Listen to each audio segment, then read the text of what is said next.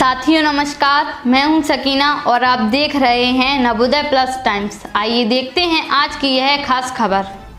वर्तमान दौर की भागदौड़ भरी जिंदगी में जहां इंसान की औसत आयु 60 से 80 वर्ष के बीच सीमित होकर रह गई हो, ऐसे में अगर कोई इंसान अपनी ज़िंदगी का शतक पूरा कर ले तो यह उसके तथा उसके परिवार के लिए बहुत बड़ी बात है। ऐसा ही शुक्रवार को झांसी में हुआ, जब 125 साल की उम्र पूरी करने के बाद एक परिवार में वृद्धा का निधन हो गया।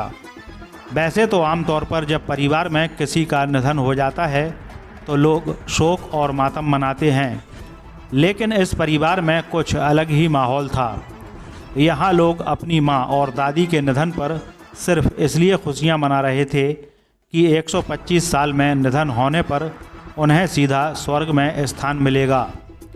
इसलिए दादी माँ की अंतिम यात्रा भी धूमधाम के साथ निकाली गई, जिसमें डीजे की धुन पर अंतिम विदाई के गाने बज रहे थे, तो वहीं परिवार के लोग थिरक रहे थे।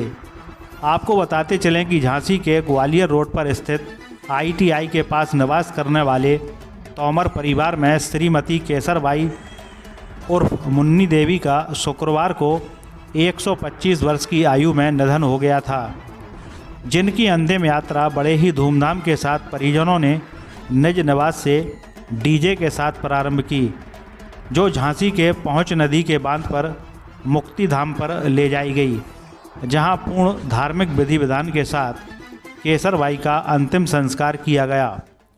झांसी शहर में पहली बार किसी की अंतिम यात्रा डीजे की धुन पर इतनी धूमधाम से निकाली गई है, जो पूरे नगर में चर्चा का विषय बनी हुई है। नवोदय प्लस टाइम्स के लिए झांसी से ब्रजेश परिहार की रिपोर्ट।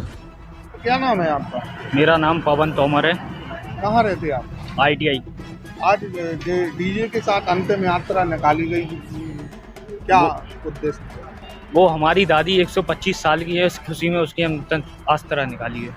125 साल उम्र? हाँ, क्या नाम था 125। इनका? मुन्नी बाई। कहाँ केसर नाम था। कहाँ रहती? वहीं ITI पे। तो ये मतलब डीजे के साथ कहाँ से स्टार्टिंग की आप? ITI से लेके यहाँ तक पहुँच तक, शमशान घाट तक।